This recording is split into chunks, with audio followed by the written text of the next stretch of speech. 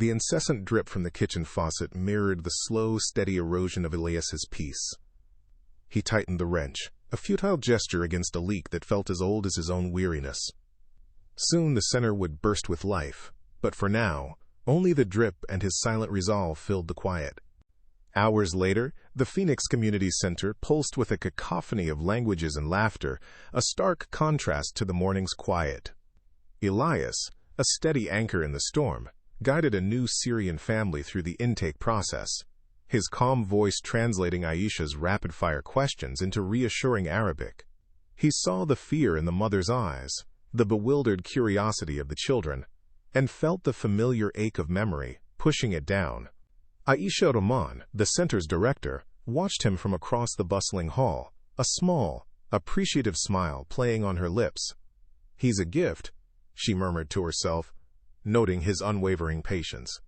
A hush fell over the main entrance as Clara Vance swept in, a crisp camel coat draped elegantly over her shoulders, designer handbag clutched in a perfectly manicured hand.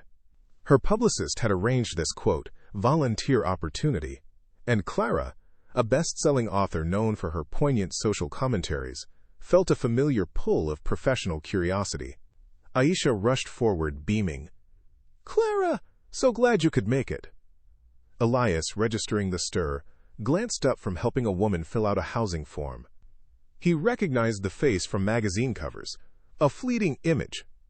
Another rich do-gooder, he thought, his gaze quickly returning to the form, the ink a more pressing reality than any fleeting celebrity. Clara, now directed to the food bank, found herself sorting a mountain of donated clothes.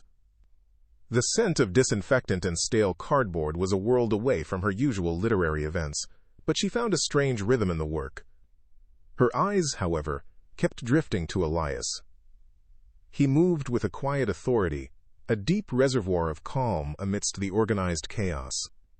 He listened intently, spoke sparingly, and his hands, scarred and strong, seemed to mend not just boxes but the small anxieties of the people around him. Clara felt a familiar spark, the recognition of a compelling narrative. He wasn't just a man, he was a character, waiting to be written. Later that morning, Clara approached Elias, who was meticulously stacking canned goods. "Excuse me?" she began, her voice a little too polished for the dusty shelves. "Are these lentils or chickpeas?" Elias paused, his hands still. "Lentils," he replied, his gaze brief, uninviting. Clara pressed on. "You seem to know this place so well. Have you been volunteering here long?" Elias stacked another can. "I work here. Since I arrived." He offered no further details, his posture a quiet, firm wall. Clara sensed the deflection, yet felt her intrigue deepen, like a plot twist she hadn't anticipated. The aroma of cumin and garlic filled Elias Jabari's small apartment, a familiar comfort in the unfamiliar city. He stirred the lentil soup simmering on the single burner, his movements economical, practiced. The flickering light from the small, bare bulb above cast long shadows, making the room feel both intimate and stark. His gaze drifted to the chipped paint on the wall, then to the worn photograph propped against a stack of books. His family, laughing in a sun-drenched courtyard, the ancient stone of Aleppo rising majestically behind them. A sudden, sharp image pierced through the quiet evening, the vibrant chaos of the souk, the cries of vendors, the warmth of his mother's hand in his, the scent of jasmine. It was a memory so potent, he could almost feel the rough texture of the stone beneath his bare feet. Then, just as swiftly, the memory fractured, replaced by the jarring sound of distant sirens, the acrid smell of smoke, the panicked faces. He blinked, the soup spoon clattering against the pot. The apartment was silent again, save for the gentle bubbling of the lentils. He ran a hand over his tired eyes. The past was a wound that never truly healed, only scarred over, waiting for a trigger to bleed anew. But the present demanded his full attention, and tomorrow, the center would need him. Over the next few days, the Phoenix Community Center became a canvas for silent understanding. Clara, eschewing her usual polished attire for practical jeans and a sturdy work shirt, moved with a newfound purpose. She wasn't just observing now, she was participating. Elias, initially wary, found her surprisingly capable. When he grunted with effort, hoisting a heavy box of canned goods, Clara was there, without a word, taking the other side. Their hands brushed, a fleeting, almost imperceptible contact. Later, as they sorted through a mountain of donated clothes, Elias noticed Clara fumbling with a stubborn zipper. "Turn it like this," he murmured, his voice low, demonstrating a small, almost imperceptible twist. Clara tried it, and the zipper slid smoothly. "Ah, thank you," she said, a genuine, unforced smile touching her lips. Elias simply nodded, but a tiny shift occurred within him. She wasn't just a face from a magazine. She was a pair of hands, capable and willing. Small moments accumulated. A shared glance over a perfectly stacked shelf. A synchronized movement to avoid colliding in a narrow aisle. The comfortable rhythm of two people working towards a common goal. His walls, though still formidable, seemed to soften, just a fraction. The community center's small, sunlit library, usually a sanctuary of quiet, became the setting for Clara's next attempt. She found Elias meticulously shelving books, his brow furrowed in concentration.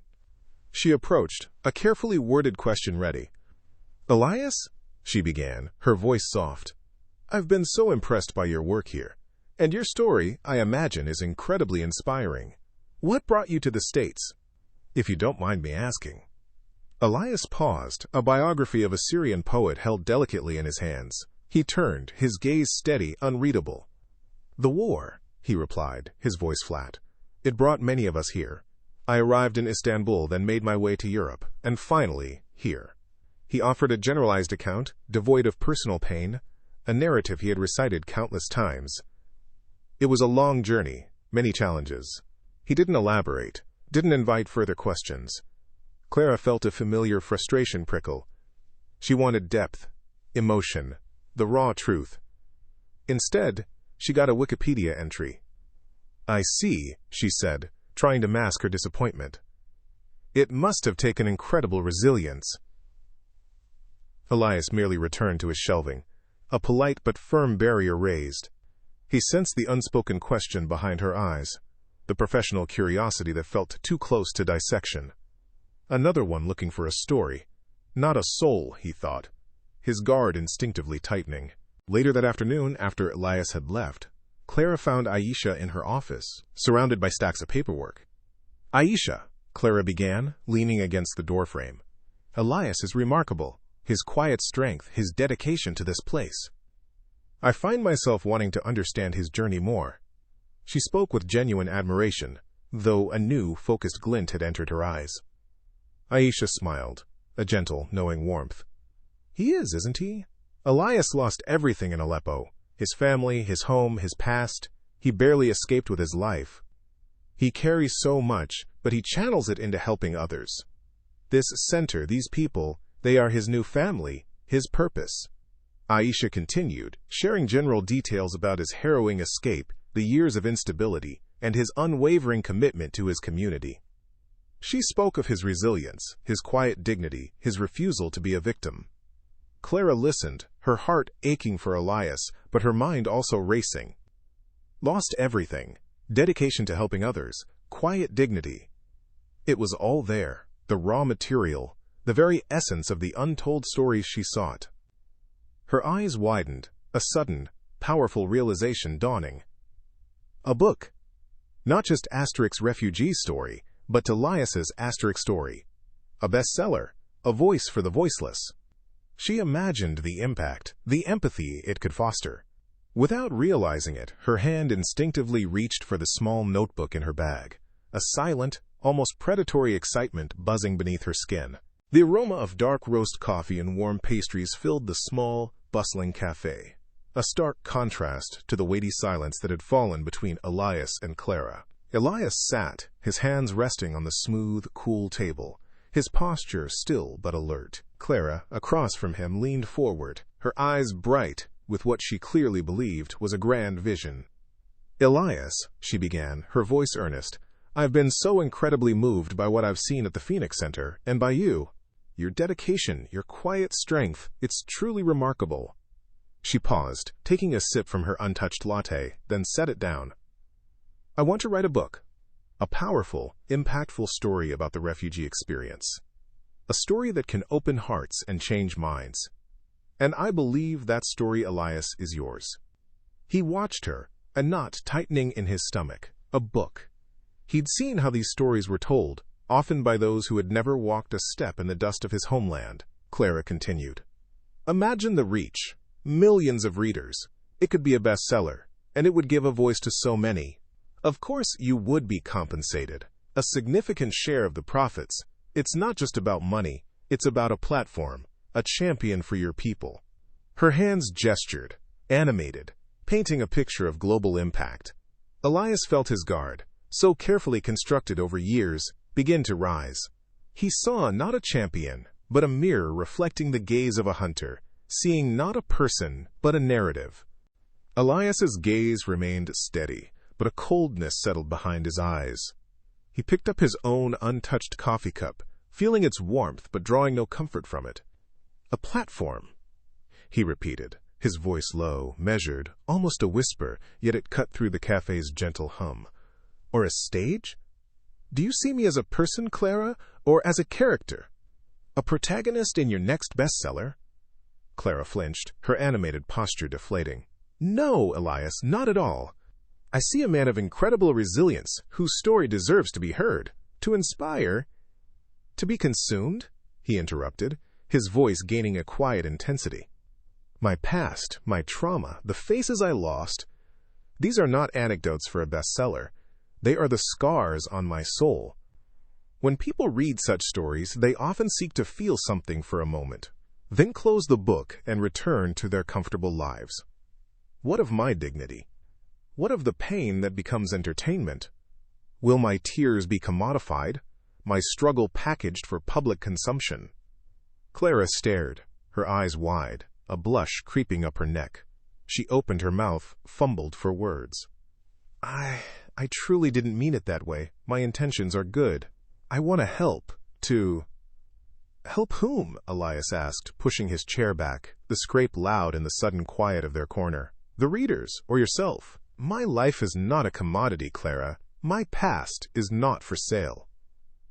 He rose abruptly, leaving the untouched coffee, the elegant author, and the heavy silence behind him. Clara watched him go, a cold dread washing over her. The chill of the evening air did little to cool the heat in Clara's cheeks as she let herself into her elegant apartment. She tossed her designer coat onto a chaise lounge, the soft fabric pooling forgotten.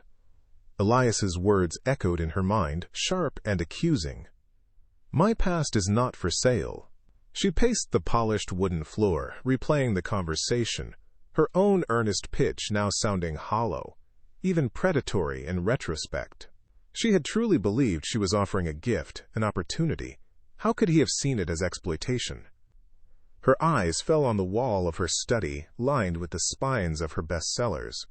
Each one a story she had brought to life, each one celebrated for its authenticity, its voice. Had she, in her pursuit of profound narratives, become blind to the very human beings behind them? Was she truly just another rich do-gooder, as Elias had once internally judged her? The thought stung, a raw, unwelcome self-doubt. She sank onto her couch, the city lights twinkling outside, feeling utterly, miserably misunderstood.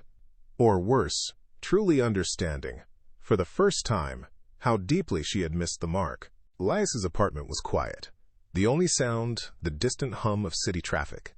He stood by his small kitchen counter, staring at the coffee cup Clara had insisted on buying him. He hadn't touched it. A bitter taste filled his mouth, a mix of anger and a profound sadness that someone he had begun to grudgingly respect could be so blind. He remembered the journalists in refugee camps, their notebooks and cameras, promising to, quote, tell their stories, only for those stories to be sensationalized, stripped of nuance, or worse, forgotten as soon as the next crisis hit. His past was not a tale to be spun for profit, not a tragedy to evoke fleeting pity. It was his. It belonged to him, and to the ghosts of Aleppo. His dignity, hard-won and fiercely guarded, was worth more than any book deal, any platform, any fortune Clara Vance could offer. He wouldn't be a case study. He wouldn't be a refugee reduced to a narrative. His life was his own, unscripted by anyone else. The next morning, Clara found Aisha in her cluttered but warm office at the community center. Aisha looked up from a stack of paperwork, her smile fading as she saw Clara's distressed expression. "Elias?" Clara began, her voice tight with frustration and hurt. I tried to offer him a book deal, to tell his story. I thought it was a wonderful opportunity, but he reacted as if I was trying to exploit him. I don't understand." She recounted the cafe conversation, her words tumbling out in a rush. Aisha listened patiently, her gaze soft but knowing. "Clara, many refugees, especially those who have experienced severe trauma, are very wary of people who want to tell their stories. They've often been misrepresented, or had their pain used for political agendas, or simply had their dignity stripped away in the process. It's not about your good intentions. It's about a deep-seated fear of being used, of having their past commodified." Clara stared at her, the pieces slowly clicking into place. "So, what do I do? I still believe his story is important." Aisha offered a gentle smile. "Build trust, Clara. Genuine trust. Not with an offer, but with your actions. Show him you see Elias the person, not Elias the story." Clara Vance, for all her fame, found herself elbow-deep in suds, scrubbing the Phoenix Community Center's public bathrooms. The harsh fluorescent lights did no favors to her complexion, and the scent of industrial cleaner clung to her once designer coat, now relegated to a peg in the dusty storage room. Over the next few days, she moved like a ghost through the center, taking on the least glamorous tasks, sorting through mountains of donated, mismatched socks, wiping down sticky tables, and organizing shelves of forgotten supplies. She worked quietly, without fanfare, her usual articulate confidence replaced by a focused, humble diligence. Elias, moving through his own ingrained routines, couldn't help but notice. He'd catch glimpses of her, not at the front desk or chatting with Aisha, but bent over a mop bucket, or grunting as she lifted a heavy box of old textbooks. His initial dismissal of her as, quote, another rich do-gooder, began to fray around the edges. He saw the genuine sweat on her brow, the smudges of dirt on her hands. When she passed Aisha in the hall, the center director offered a small, knowing nod that Elias felt, rather than saw, was directed at him. A subtle shift in his perception, like a quiet dawn, began to break. The community center's garden was Elias's quiet sanctuary, a small patch of green resilience in the city's concrete heart. He'd spent hours nurturing it, each plant a tiny victory against the odds. Today, however, he wrestled with heavy bags of soil, his muscles aching from a long morning of deliveries. He paused, wiping sweat from his brow, debating whether to ask for help from one of the younger volunteers. Before he could decide, a shadow fell over him. Clara, without a word, bent down and picked up the second bag, her face set in a determined grimace as she hoisted it. She didn't ask if he needed help, didn't make a fuss, she simply helped. Elias stared for a moment, surprised, then a faint, almost imperceptible easing in his shoulders. They worked in tandem, the rhythm of their shared labor, a silent conversation more honest than any words. As the last bag was placed, Clara straightened, dirt smudged on her cheek, a faint smile on her lips. "Thank you," Elias murmured, the words feeling surprisingly easy. A small crack in the wall he'd built around himself. After the soil was spread and the new seedlings nestled into the rich earth, Elias and Clara stood surveying their work. The setting sun cast long, golden shadows across the small garden, painting the budding leaves in hues of hope. Elias's gaze lingered on a cluster of vibrant green herbs, their leaves slightly serrated. "This," he said, his voice softer than Clara had ever heard it, "reminds me of the mint my mother grew in Aleppo, before everything." Clara remained silent, her eyes fixed on his profile. She didn't press, didn't ask for details, just listened, her presence a quiet, empathetic anchor. Elias continued, a faint, nostalgic smile touching his lips. She would use it in everything, tea, salads, even a little sprig for good luck. He reached out, his calloused finger gently brushing a leaf. For a fleeting moment, the weight of his past seemed less burdensome, replaced by the warmth of a cherished memory. Clara simply nodded, a silent acknowledgement of his shared vulnerability. It was a fragile moment, a seed of trust planted, and Elias, for the first time, felt a flicker of genuine connection. The Phoenix Community Center's kitchen during lunch service was a symphony of controlled chaos, clatter of pots, hum of conversation, the rich aroma of spices. Elias moved through it with practiced ease, directing traffic, ensuring everyone got a plate. Then, a sudden, alarming hiss. The ancient industrial dishwasher sputtered, groaned, and died, spewing a puddle of soapy water across the floor. A ripple of panic went through the volunteer staff. "The pump!" Elias exclaimed, already on his knees, assessing the damage. "It's stuck." He needed a wrench and someone to hold the panel. Before he could ask, Clara was there, already wiping up the water with a towel, then holding a flashlight steady as Elias worked. Her movements were fluid, anticipating his needs without a single instruction. "Left," he grunted. "Harder." She held firm. With a final wrench, the pump clicked, and with a hopeful gurgle, the dishwasher rumbled back to life. They rose, covered in grease and water, sharing a look of exhausted triumph, a sudden unexpected laugh bubbling up between them. In that moment of shared, unscripted problem-solving, Clara saw the depth of Elias's character, not as a subject for a story, but as a genuine, resourceful man. The community center, usually a symphony of bustling activity, felt hushed and cavernous after hours. Elias was tidying up the small, unused classroom, stacking chairs, when Clara Vance appeared in the doorway. She wasn't in her usual designer attire, but a simple sweater and jeans, her posture less confident, more tentative. The fading light outside painted long shadows across the empty desks. "Elias?" Clara's voice was soft, a stark contrast to her usual articulate projection. "Do you have a moment? I wanted to talk to you, not about the book, just to talk." Elias paused, a chair balanced in his hands. He'd noticed the shift in her over the past weeks. The genuine effort, the lack of fanfare in her volunteering. His guard, a wall built brick by brick over years of hardship, remained, but a small crack had appeared. He lowered the chair. "Yes, Clara, I have a moment." She stepped inside, not too close, respecting the invisible boundary he often kept. "I wanted to apologize," she began, her gaze steady, sincere, "for the way I approached you the other day. I was insensitive. I realize now that my intentions, however good, were clumsy, and you were right to be upset. Your concerns about exploitation, about dignity, they are entirely valid."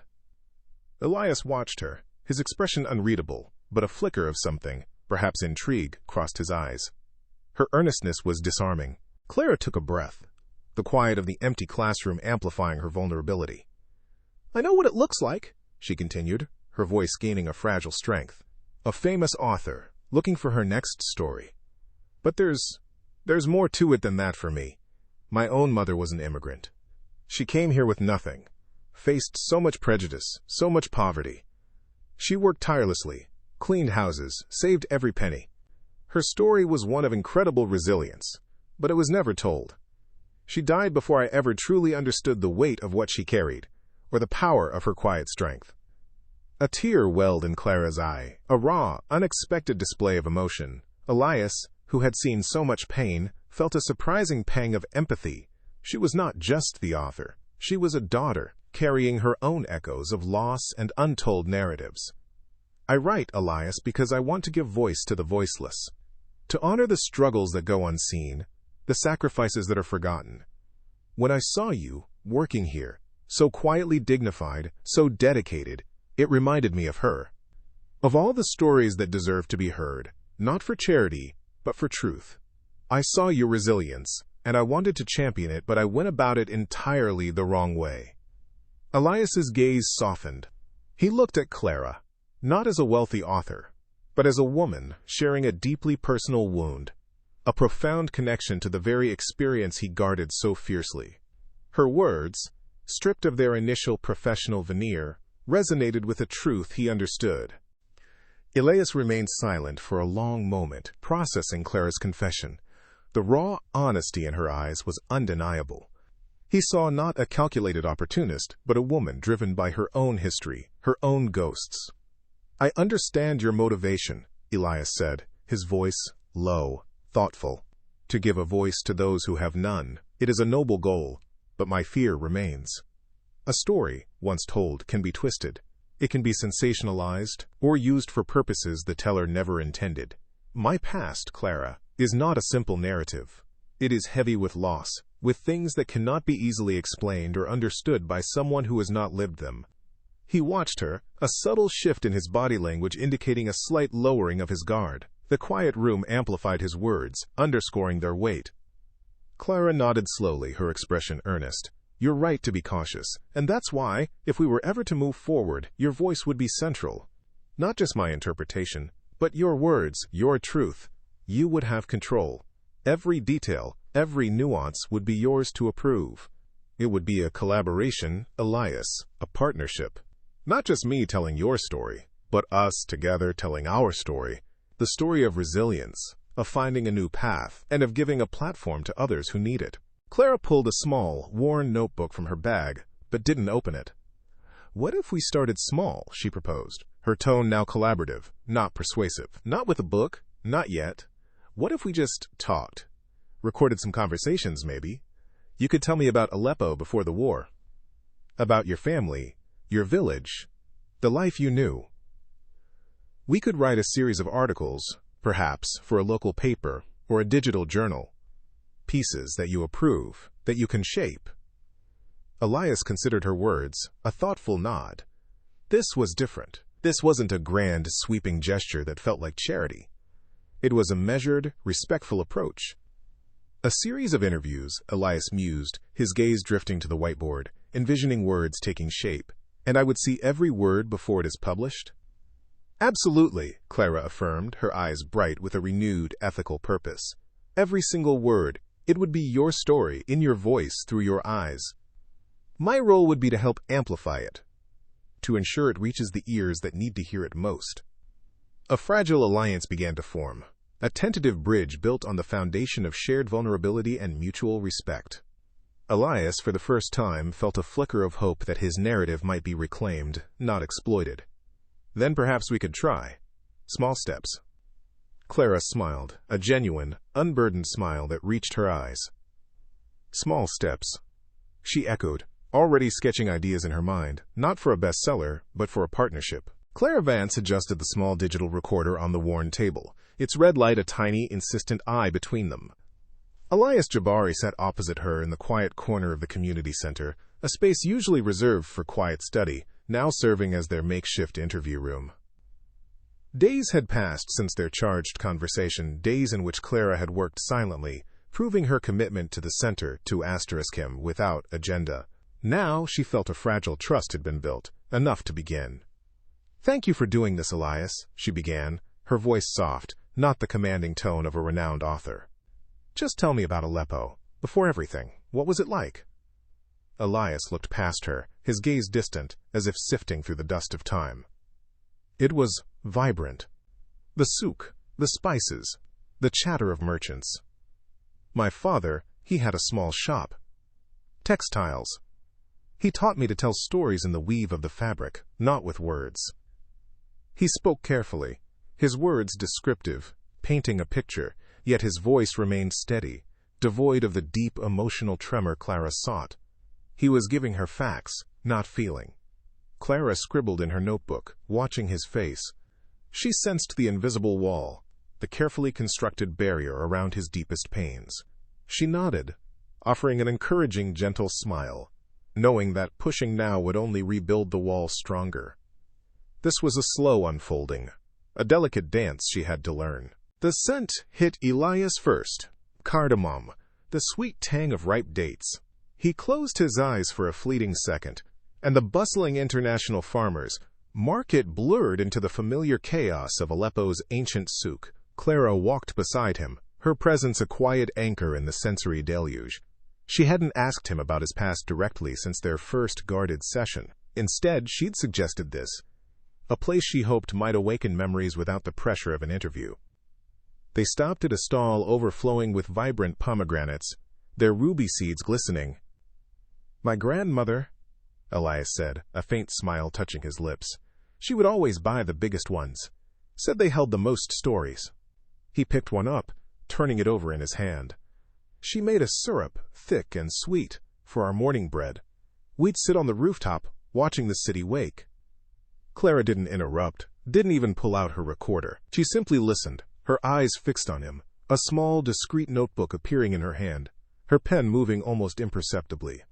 Elias found himself speaking more freely, not about trauma, but about life, about the small, beautiful details that made up his world before it shattered.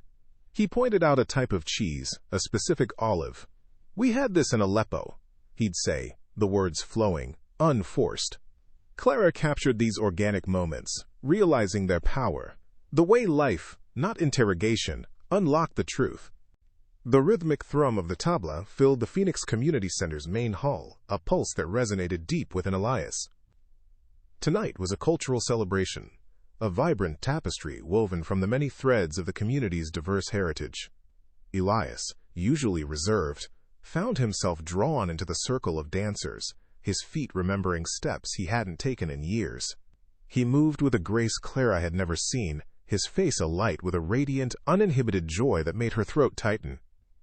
She watched from the sidelines, leaning against Aisha, who stood beaming. The bright colors of traditional Syrian clothing swirled around Elias as he laughed, a deep, genuine sound that vibrated through the room. This wasn't the guarded man who helped new families, nor the somber figure haunted by memories. This was Elias, whole and vibrant, connected to his roots and his people. Tears pricked at Clara's eyes. This was the full spectrum of his humanity, a glimpse of the spirit that had survived. Aisha caught Clara's gaze, her own eyes shining.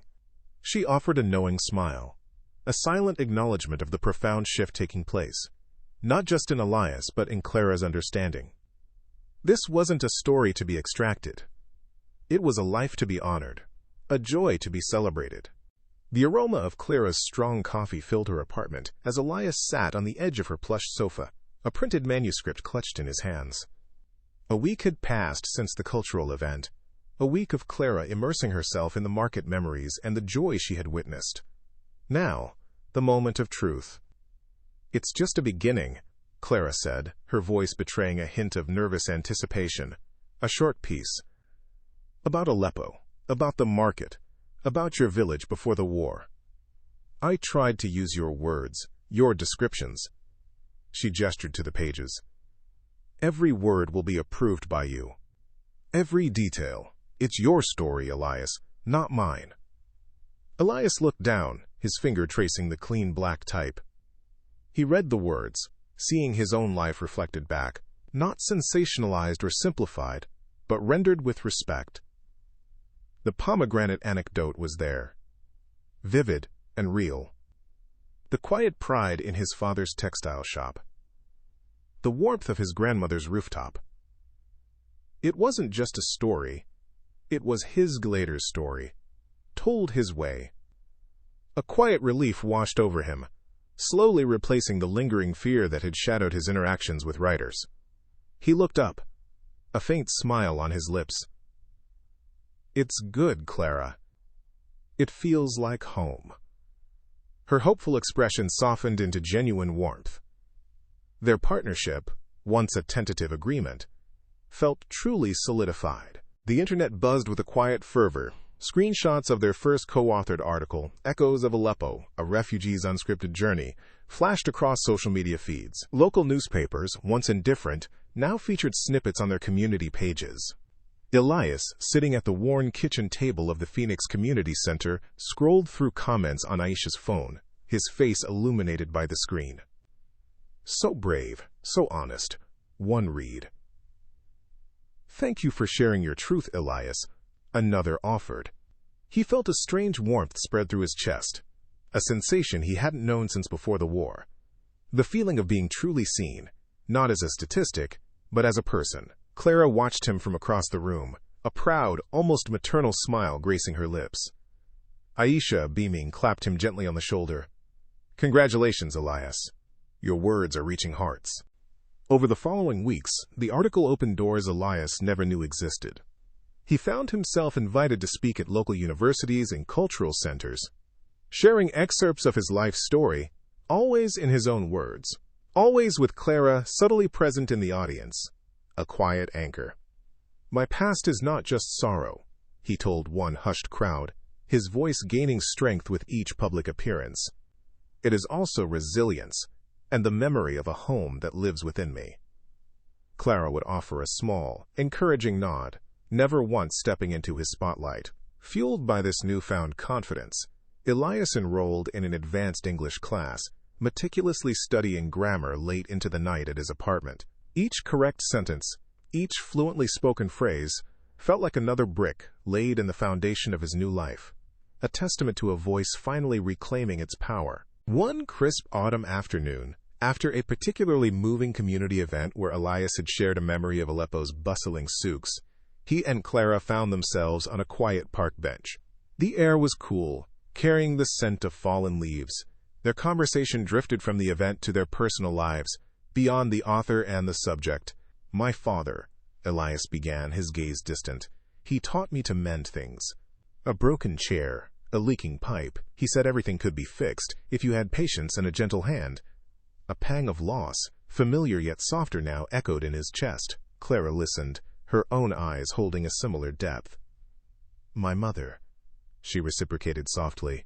"She used to tell me stories of her journey to this country, the fear, the hope. She always wished someone would tell her story, not just about the struggle, but about the spirit that carried her through." A comfortable silence settled between them, a shared understanding of unseen scars and enduring love. Their connection had deepened, intertwining in ways neither had foreseen. Months later, the air in Clara's publisher's sleek office was thick with anticipation. Clara, radiating quiet pride, slid a contract across the polished mahogany table. The cover design, displayed on a large screen, depicted a silhouette against a vibrant Syrian landscape.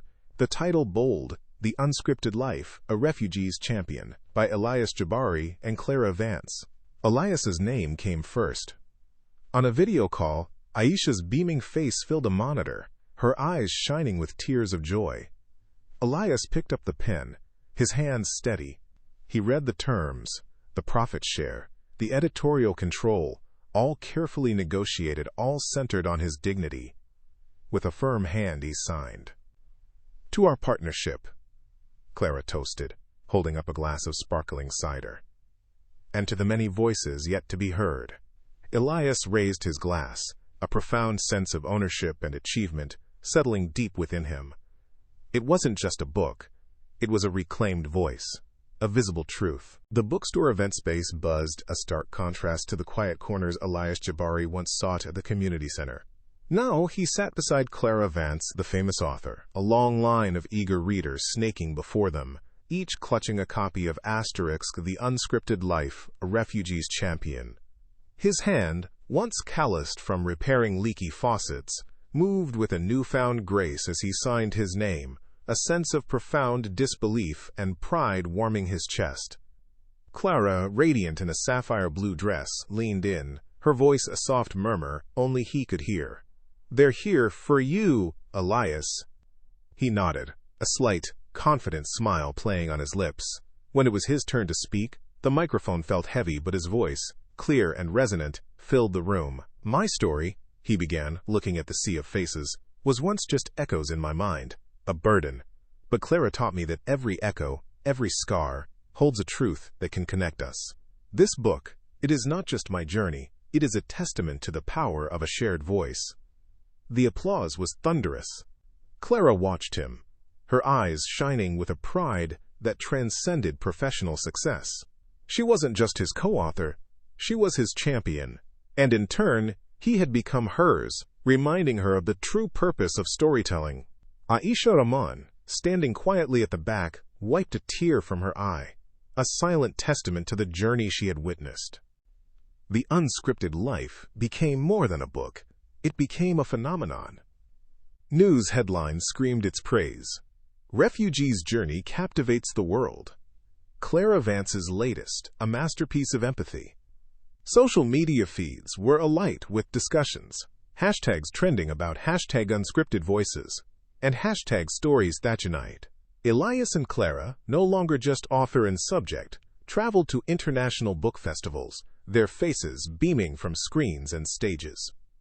In London, Elias spoke about the enduring spirit of Aleppo. In Berlin, Clara shared the challenges of ethical storytelling. Their message resonated across languages and cultures, sparking conversations about the human cost of conflict and the transformative power of connection. Maps online lit up, showing sales figures in dozens of countries, a vibrant testament to a single story's global reach. Elias, once a man whose voice was buried under layers of trauma and guardedness, now stood on platforms, his words echoing with dignity and hope.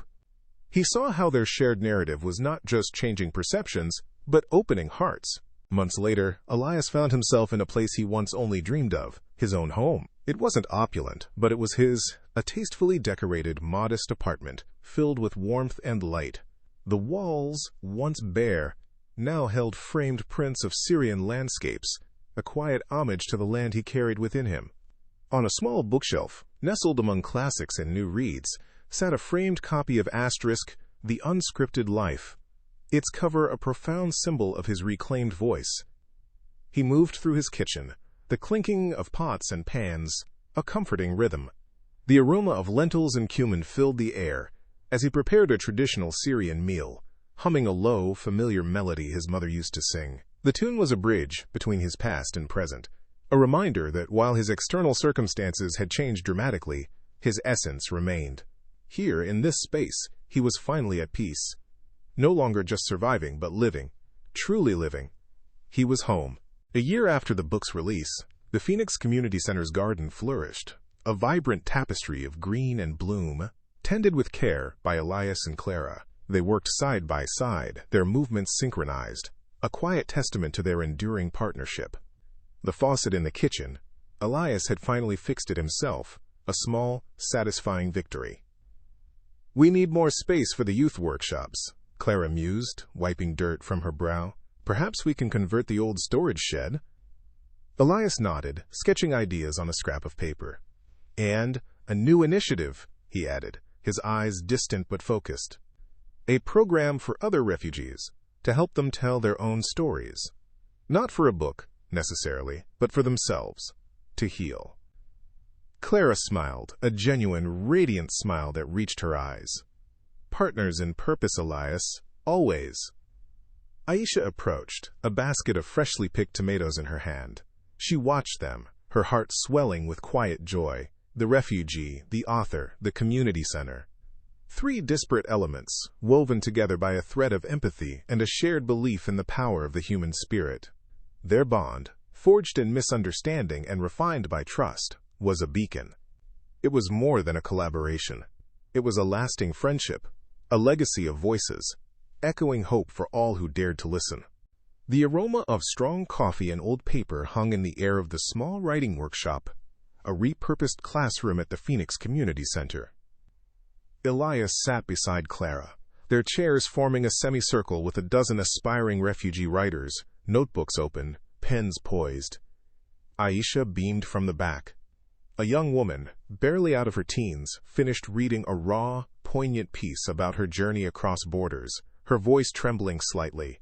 When she looked up, her eyes, filled with a mixture of fear and hope, sought Elias and Clara. "That was incredibly brave," Clara said, her voice soft but firm, meeting the young writer's gaze, "to share such a vulnerable part of yourself." Elias nodded, his own past echoing in the girl's words. "Your story has power," he added, his voice a quiet anchor. "It is a truth that needs to be heard."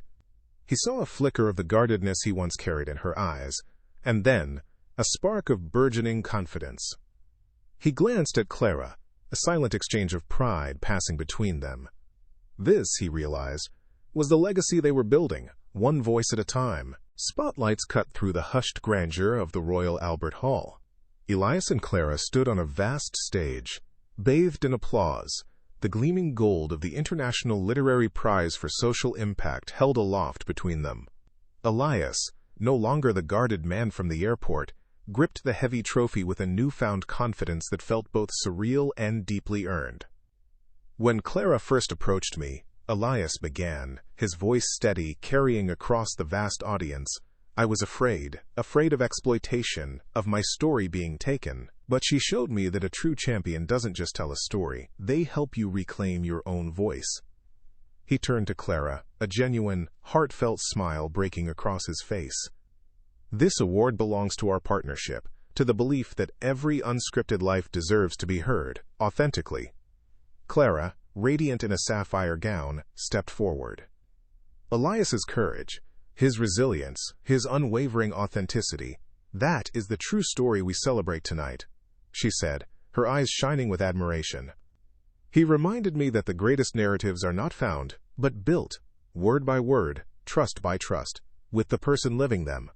A standing ovation erupted, a crescendo of recognition for their shared triumph. The scent of freshly brewed tea filled the sleek, modern office, a stark contrast to the Phoenix Community Center's bustling halls. Elias and Clara stood before a small gathering of journalists and philanthropists, a vibrant new logo, a stylized open book with a rising sun, displayed behind them. Aisha, a picture of quiet pride, sat amongst the attendees, her eyes twinkling. "Today we announce the launch of the Unscripted Voices Foundation," Clara declared, her voice resonating with purpose. "Born from a journey of misunderstanding and ultimately profound connection, our mission is to empower marginalized communities to tell their own stories, in their own words, with dignity and full ownership." Elias stepped forward, his hand resting on a blueprint spread across the table. Aisha Rahman, a tireless champion for her community, has graciously agreed to join our advisory board. He gestured to Aisha, who offered a warm, humble smile. "Our vision is simple: to provide resources, mentorship, and a platform for those whose narratives have been silenced or misrepresented. To ensure that no one feels their past is for sale, but a testament to their strength." The room buzzed with an excited energy, a shared belief in the power of their formalized mission. Night had fallen over the city, the skyline a shimmering tapestry of lights outside Clara's apartment window. Elias and Clara sat on a plush sofa, mugs of herbal tea warming their hands. A comfortable silence settled between them, a testament to years of shared experiences and unspoken understanding. "You know," Clara mused, her gaze fixed on the distant glow of a skyscraper, "I came to the center looking for a story. I thought I knew what an authentic narrative looked like. But you, Elias, you taught me more about life, about authenticity, about what it truly means to listen, than any book ever could." She turned to him, her eyes soft with genuine affection. Elias met her gaze, a gentle smile playing on his lips. "And you, Clara," he replied, his voice a quiet murmur. "You helped me reclaim more than just my voice. You helped me find a new purpose, a way to build a future, not just for myself but for others like me. You showed me that even the unwritten chapters can be the most beautiful." The city lights twinkled, reflecting their quiet contentment, a shared future stretching out before them, rich with possibilities. Years later, the Phoenix Community Center buzzed with a different kind of energy. The old, worn edifice had been transformed into a beacon of modern hope. Its once dingy halls now bright and spacious, filled with the hum of new computers and the laughter of children in a state-of-the-art learning lab. Aisha Rahman, her hair now threaded with more silver but her eyes still sharp and warm, walked through the bustling main hall, a proud smile playing on her lips. She paused by a polished brass plaque near the entrance. "The Unscripted Voices Foundation." It read, etched beneath the names of Elias Jabari and Clara Vance. Aisha touched the cool metal, a silent testament to the countless lives touched, the dreams rekindled. They had built this, not just the physical space, but the enduring spirit of connection and empowerment that thrived within its walls. New programs, from advanced coding workshops to refugee entrepreneurship incubators, flourished, each a testament to the belief that every voice deserved to be heard, every dream given a chance to take flight. In a sun-drenched university lecture hall, a young woman, perhaps barely 20, sat hunched over a well-worn paperback. Her fingers traced the title, "The Unscripted Life, A Refugee's Champion." It was a required reading for her Global Narratives course, but for her it was more. She was the daughter of immigrants, her own parents, stories often relegated to hushed tones and faded photographs.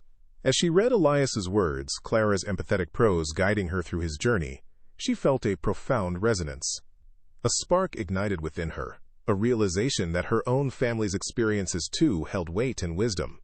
The book wasn't just a story, it was a map, a permission slip to explore the advocacy path she'd only vaguely considered. It had become a classic, not just in academia, but in the hearts of those who sought understanding, and the courage to speak their own truths.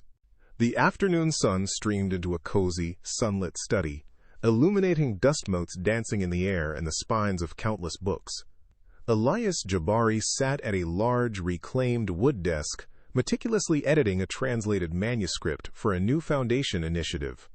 Across from him, Clara Vance, her spectacles perched on her nose, drafted a foreword for an anthology of refugee poetry. They worked in comfortable silence, the only sounds, the gentle turning of pages and the soft click of keys. Elias looked up, catching Clara's eye, and a warm, unspoken understanding passed between them. A lifetime of shared purpose, quiet moments, and unwavering support. On the corner of Clara's desk, a small, vibrant drawing was taped. A stick-figure family. A tall man, a woman with flowing hair, and a smaller figure nestled between them, holding a tiny, open book. It was a silent, everyday testament to the unscripted life they had built, richer and more profound than either could have imagined. Clara Vance and Elias Jabari, their faces etched with the wisdom of years, sat side by side in a professional studio, addressing the camera directly. Clara leaned forward, her gaze warm and direct, an unshakable belief shining in her eyes. Our story, Elias's and mine, is just one, but it's a testament to what happens when we choose to truly see each other. Beyond headlines, beyond assumptions. Elias nodded, his voice calm and resonant, carrying the weight of his journey. When we listen, not just for the facts, but for the heart beating beneath them. When we offer not just aid, but genuine partnership, that's where real change begins. Clara smiled, a gentle, inviting gesture. Every life is an unscripted story, filled with courage, loss, and resilience. What will you help write? Elias added, what voice will you uplift? Whose story will you champion? The opportunity is always there, if you choose to look and to listen. Uplifting, hopeful music swells as a montage of quick cuts begins. Scenes. A diverse group of hands clasped together in a community garden, tending to flourishing plants. Times children, from various backgrounds, eagerly learning in bright, modern classrooms. Times a young woman, inspired by Elias and Clara's book, confidently sharing her own narrative at a local open mic night. Times text overlay, over 10,000 refugee stories shared globally. Times images of small acts of kindness, a neighbor helping another with groceries, a student tutoring a peer, a family welcoming newcomers. Times text overlay, the Unscripted Voices Foundation, supporting 500+ new storytellers annually. Times a globe, gradually illuminating with points of light, symbolizing global connections forged through empathy and understanding. The montage leaves a powerful impression. The ripple effect of one story, ethically told, can indeed change the world, one heart, one voice at a time. Elias and Clara stood together, silhouetted against a breathtaking horizon, perhaps a vast, serene mountain vista, or the endless expanse of a quiet beach at sunset. The sky above them was a tapestry of soft, hopeful colors, promising new dawns. They held hands, a gesture so simple, yet so profound, speaking volumes of an enduring partnership, a shared journey, and a love that had grown from the most unexpected of circumstances. Their figures, though small against the grandeur of the landscape, radiated strength and peace. They faced forward, not looking back at the struggles overcome, but gazing towards an unscripted future, filled with boundless possibility, a testament to the powerful, transformative grace of genuine human connection. A simple black screen appears. Text. Every life is an unscripted story. What will you help write?